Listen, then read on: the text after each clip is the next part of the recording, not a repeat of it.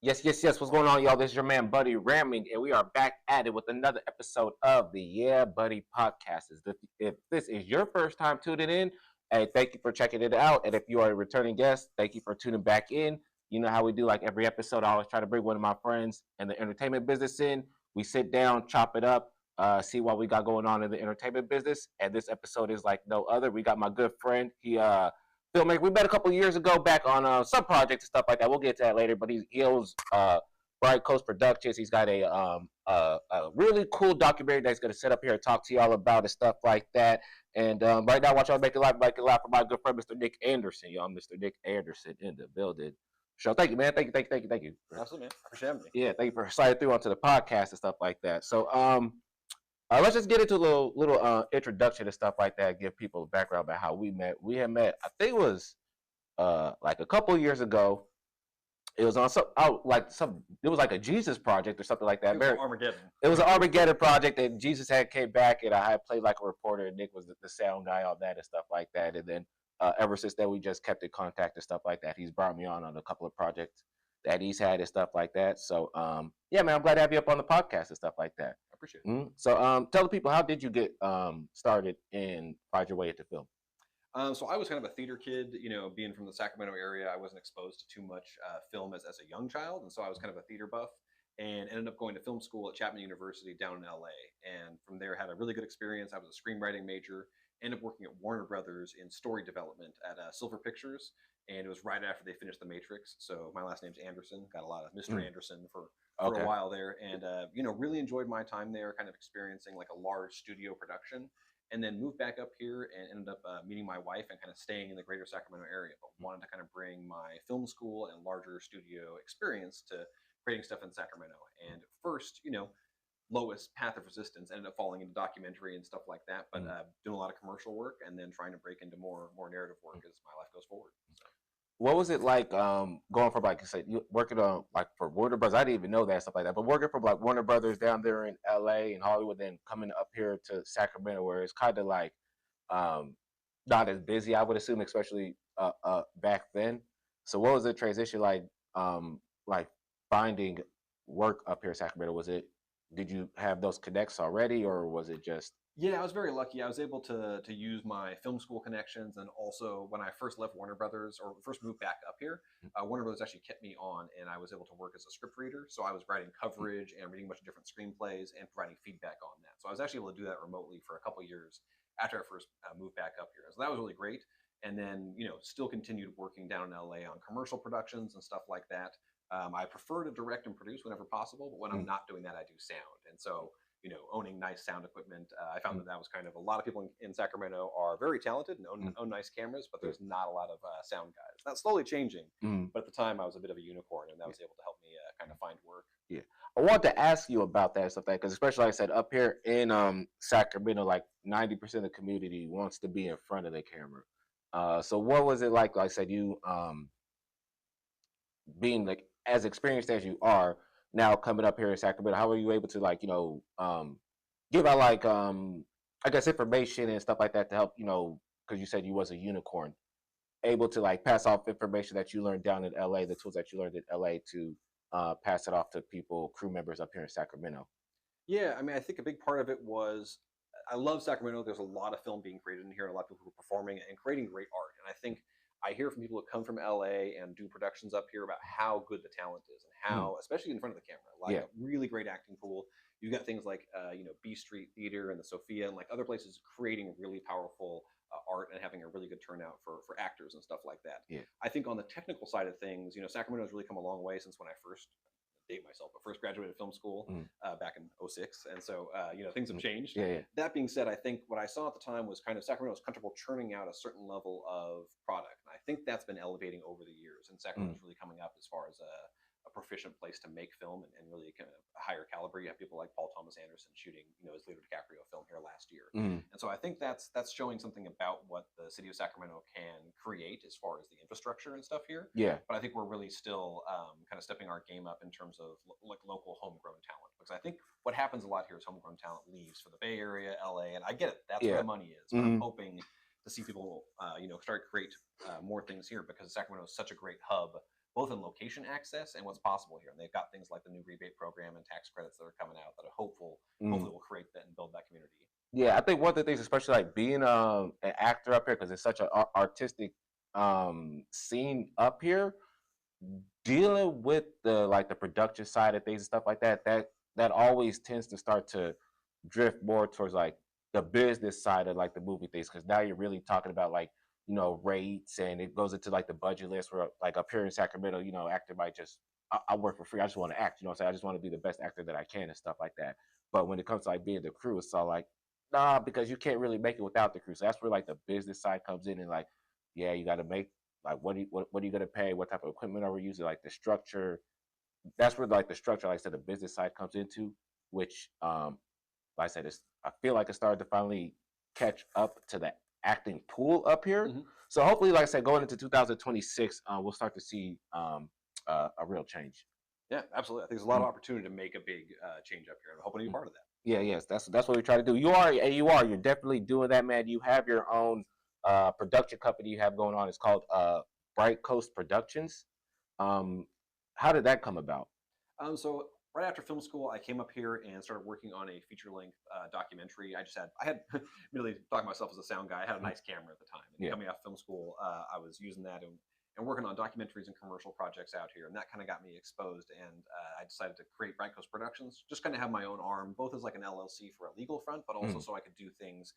Again, trying to like elevate the area. So things like running payroll for productions, you know, properly if you need to have W-2s and stuff like that, having insurance my productions kind of year round. So whenever someone needs to take it to the next level, I have that opportunity, you know, ready to go. And so I'll do things like insuring the whole equipment for productions. I've worked as production coordinators, production managers, stuff like that in those productions because of my company. So that's just allowed me a bigger access both into other productions and then to do my own work. What's some of the biggest challenges that you didn't realize you would face starting off the Bright Coast Productions?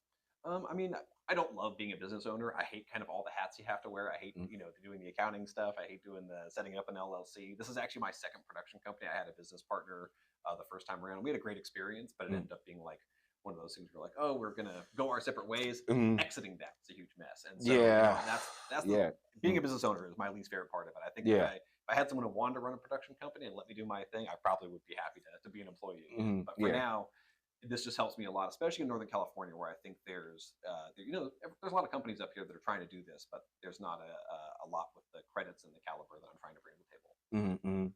And so, with your production company, what do you is there like a particular genre or type of films that you make, or is it more so just whatever the client brings to your attention? So for commercial work, it's kind of whatever the client brings to my attention. I stumbled into the first documentary I did up here was called the Last Crop, and it was about family-owned farms and kind of with the real estate prices being what they are and the value of land, how do you become a young farmer? And so just due to that, I fell into kind of agriculture production. So Sacramento being what it is, it was called the farm to fork capital. I've done a lot of stuff in the ag market.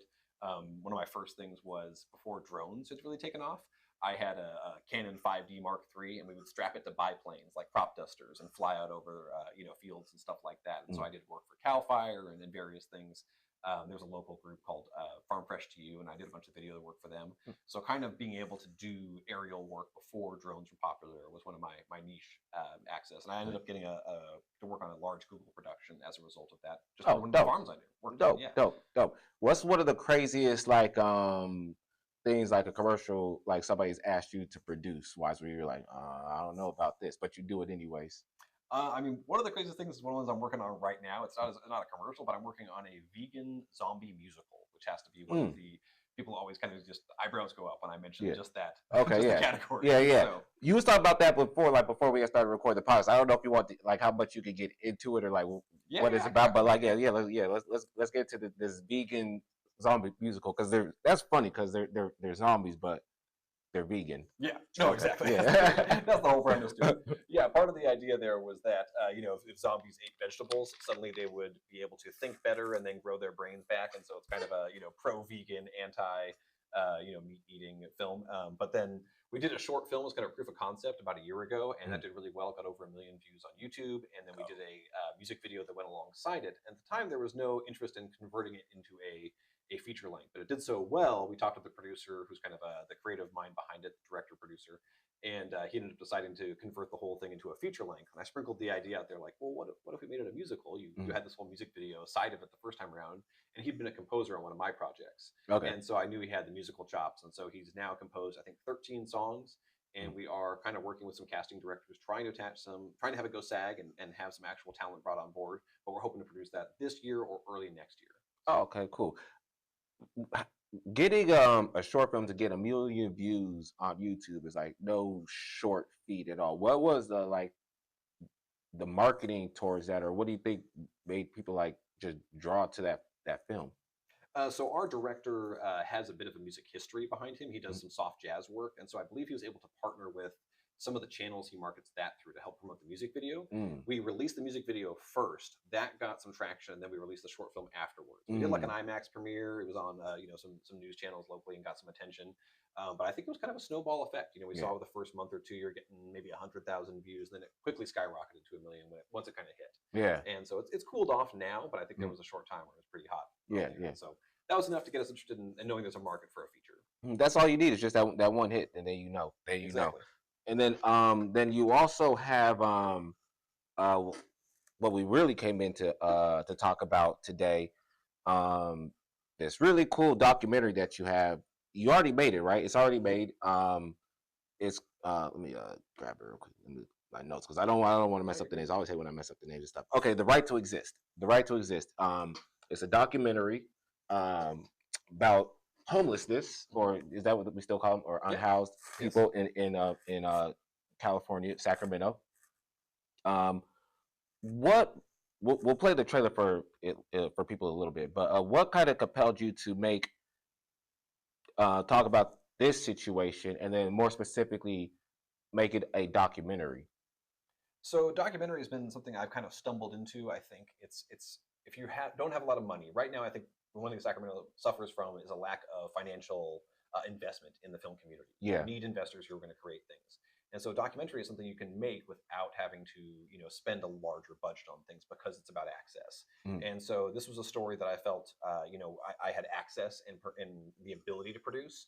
And I didn't really feel that as a need until in 2021, I saw this stat come out that Sacramento had passed up San Francisco for the homeless population count.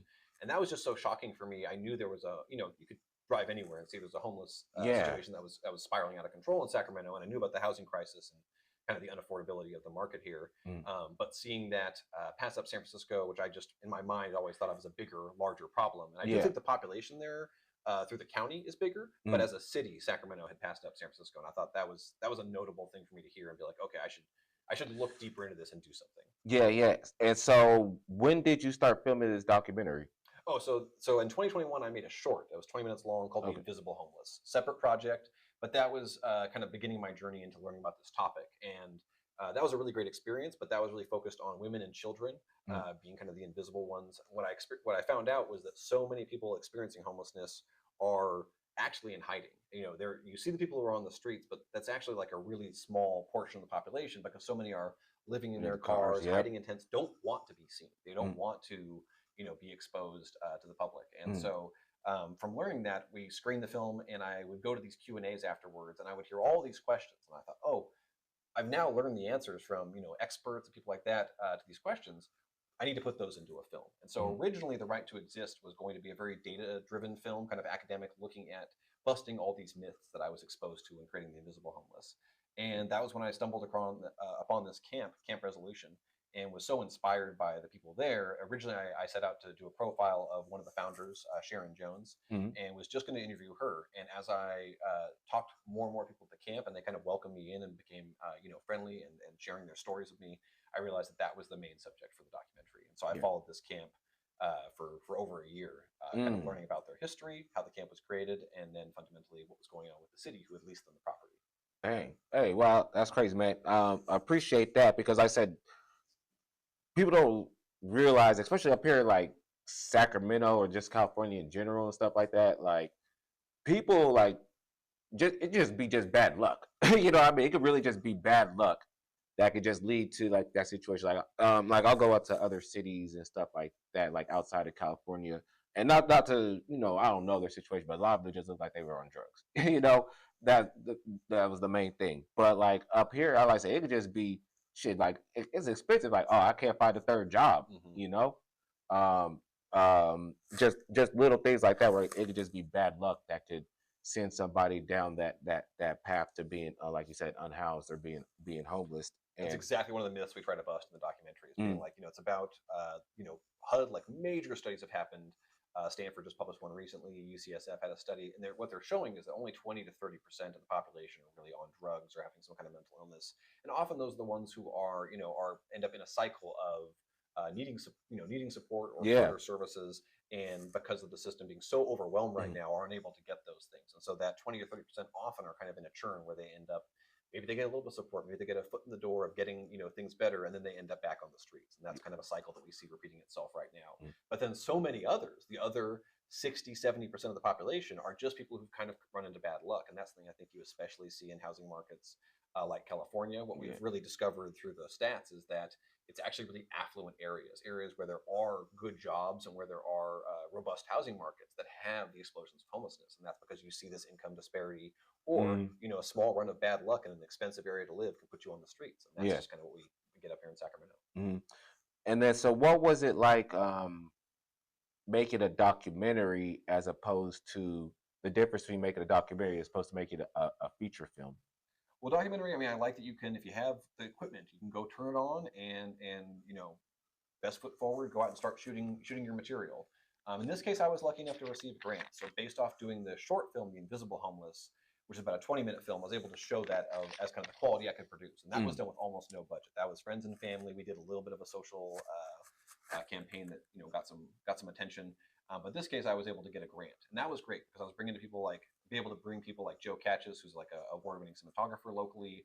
Diodonis Moquette worked on the project as a producer, and we had a lot of success working with like some of the best talent in Sacramento coming to elevate the film. And I thought that was really important for me, that I would bring the team I would shoot, a corporate CEO for a tech company with to shoot people who are experiencing homelessness. And so I thought that quality would really elevate their stories. And so I tried to bring kind of, relatively a full commercial team to these productions. I did sound myself while doing the interviews and things like that.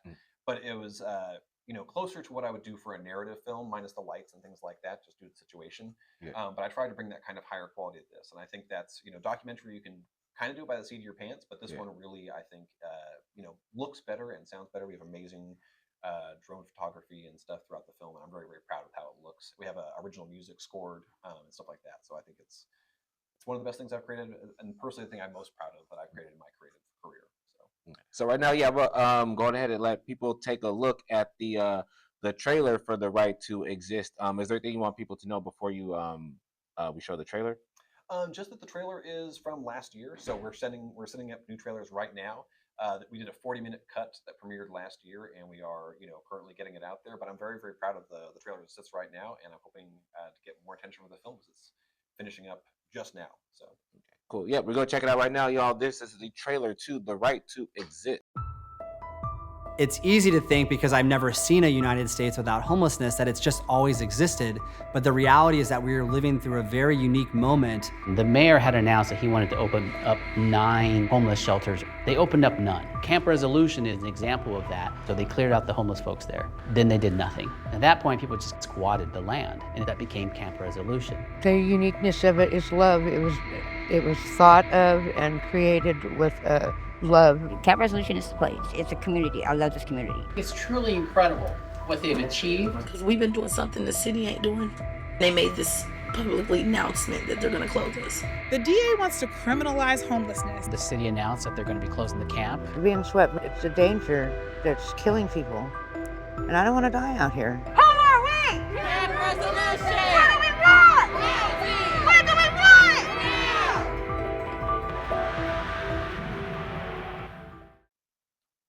All right, cool. Yeah, that was the trailer to The Right to Exist. Thank you for like I said, bringing the trailer on through.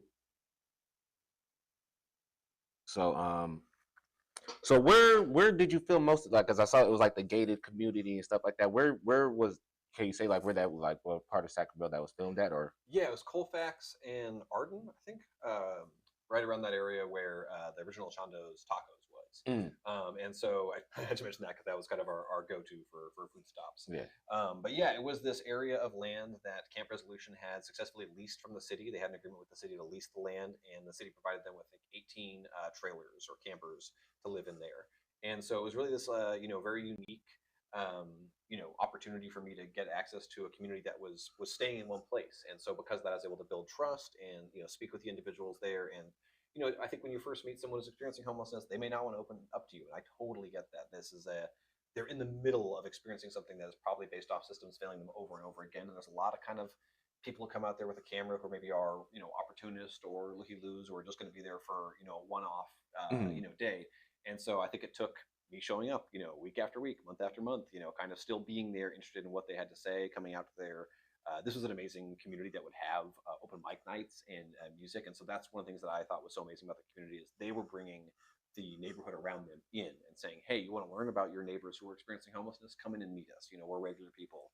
They would host these big barbecues, and it was just this like really warm, familial feel to the community there. They had an administrative trailer that they would hold like board meetings and hear from the whole community there. They had a central group that was managing the decisions and voting if someone were to get housing, who do we bring in next into our community? And so there was a really intelligent and well-run camp. And so I think it was such an exception, but I thought like, oh, this has to be attention brought to this. And I thought the individuals there were so well spoken about experiencing homelessness. That's something you also, you want to put the best foot forward as far as people who have something to say about the issue. And I think this was just a great community to be, marching to City Hall and speaking in front of the mayor and really raising the issues that were first and foremost affecting Sacramento. Yeah. So that's what I was going to ask. So with making like these short films, these projects to shed a light on what is going on in Sacramento, do you work closely like with the city of Sacramento, like, or like keep up to date with what they're trying to do to fix the homelessness situation up here? I attended a lot of City Hall meetings, and then I would also kind of keep track. It's kind of exhausting doing all the meetings, and they can be 5-6 hours long. So I would also look at the agenda topics afterwards, and I was able to access. They record all the City Hall meetings on video, so you can watch them afterwards and go over the topics and stuff like that. You'll see some of that footage in the film. And so for that reason, I was kind of paying attention to what was going on in the community. I was also reading, SacB has got a pretty good team covering the topic, and I was also following their stories as well. So I was kind of able to see what was happening in the area. What we kept seeing over and over again was this increasing in enforcement and increasing in criminalization at a time when I think we kind of needed more compassion and more. Yeah. Less criminalization, more therapy. Like Because one thing I did notice, because like I worked when they did the Paul Thomas Anderson, the Leonardo movie out here. I worked on it for like maybe like a week when they was filming like in the downtown area, and like the first day we was filming out there like early in the morning, like they did absolutely nothing about like motherfuckers, like homeless people like walking up on set and all this type of stuff. But like that second day they had everything just like cleared out. And that's what I was kind of like. I sat back and I'm like, you know what? If they really wanted to, they could probably really just do something to fix this situation. If they could clear like just this whole section out of downtown, I'm pretty sure they could find some sort of resolution, some sort of solution to this problem. So I'm glad that, like I said, you somebody like you was out there doing something, using your artistic talent to shed a light on this situation, and hopefully, we do something about it. Because like I said, it's just bad luck. That's all you need out here. Yeah, we have a solutions section of the film where I talk about a couple different, like both philosophical ideas, but also practical ways to get things done. And one of the things we talk about is housing first, which is kind of old school news. It's like something that was created in the 90s. Yeah. But it's something that like I think they're talking about in the government right now about getting away with or getting rid of. And I think it's a really good philosophy that says like, hey, you might have a lot of other issues, whether it's drugs, alcohol, mental illness, heck, just stress from being on the streets. Yeah.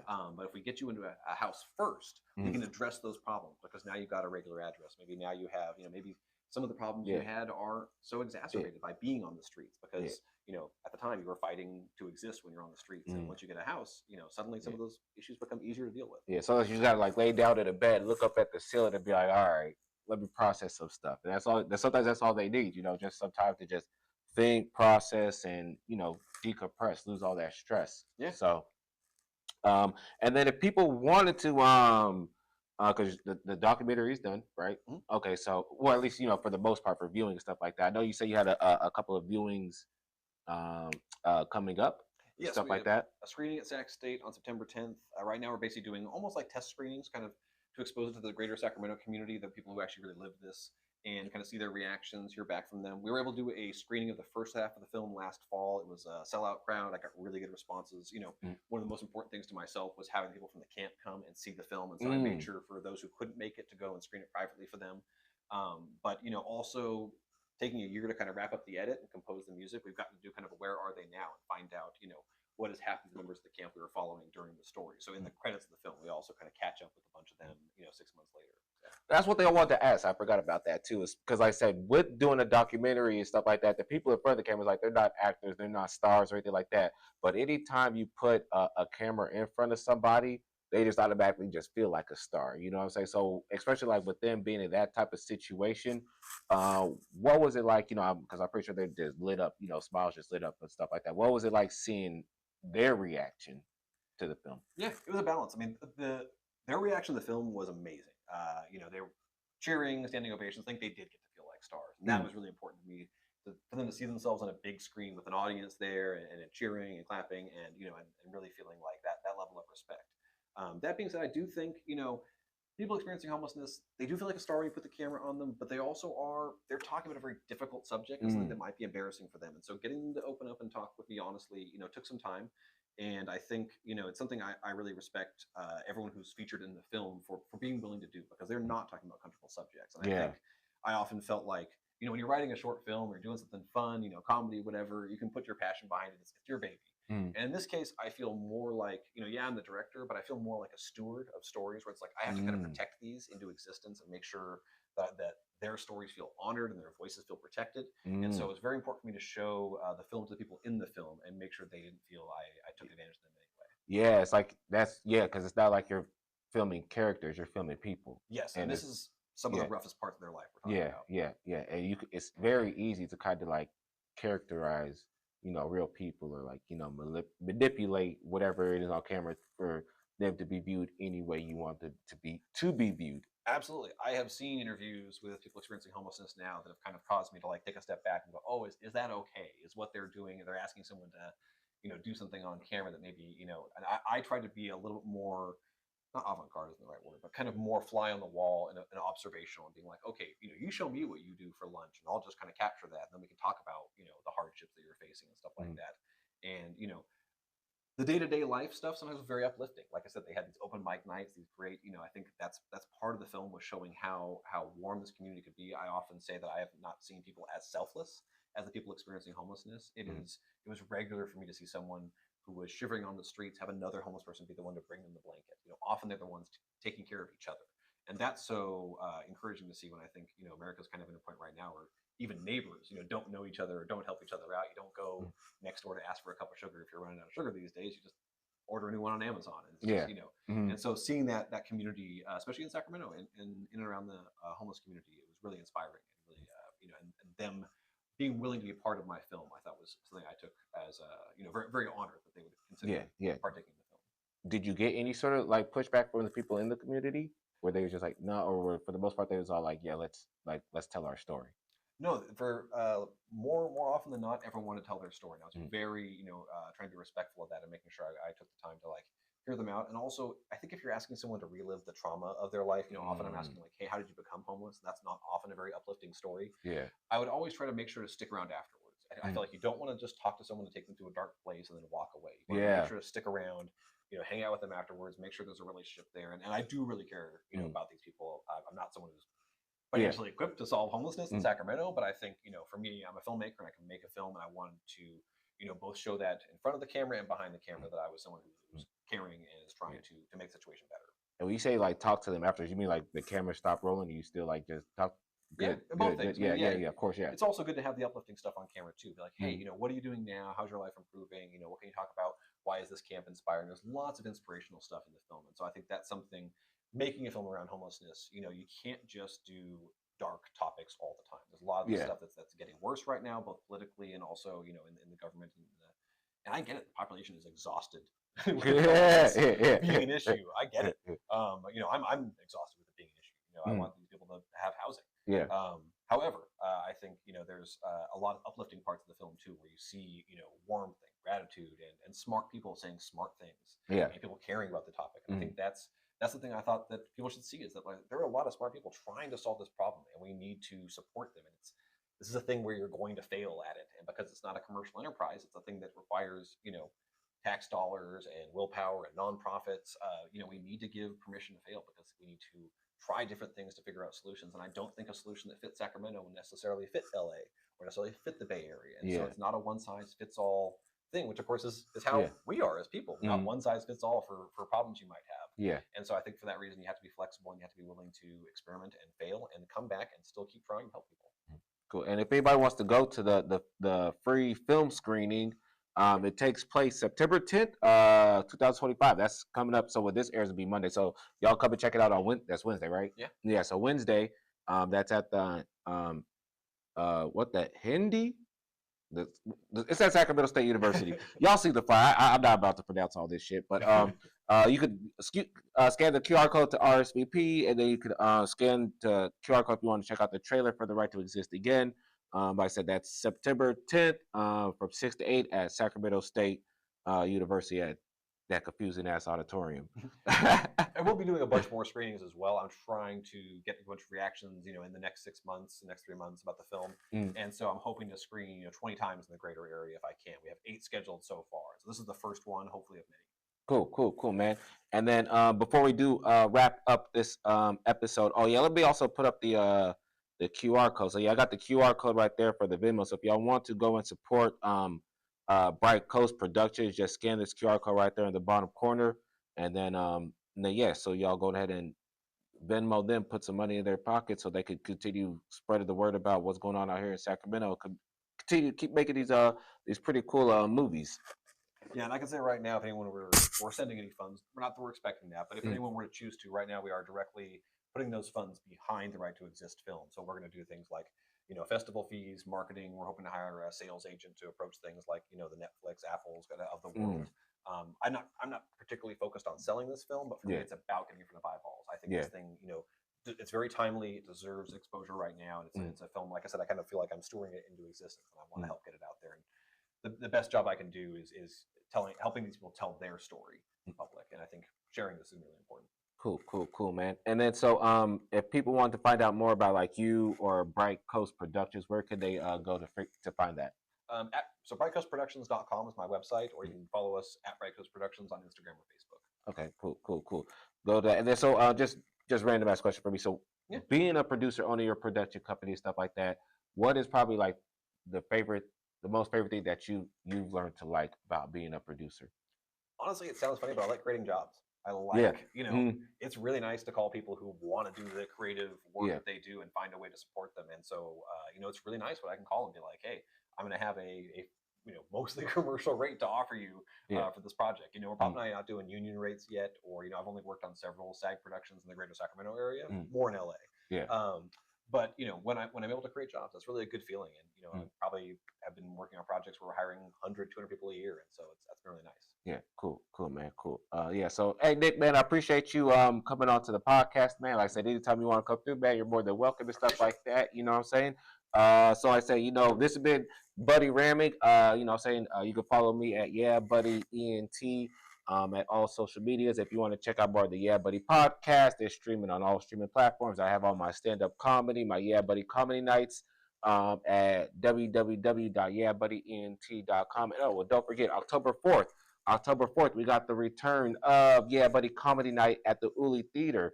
And of course, you already know how we do it, man. It's live stream, so you don't even have to be there to check it out. Of course, if you want to come to the theater to watch it, you can, or you can be at home and watch it on the couch of your PJs, whatever you want to do. Like I said, if this has been your first time checking out the Yeah Buddy podcast, I thank you for tuning in. If you're a returning guest, hey, thank you for coming back. Like I said, man, hey, I'll catch y'all on the next episode. We're gonna sign out on this camera right here. Boop, boop. So we catch y'all next time. Da, da.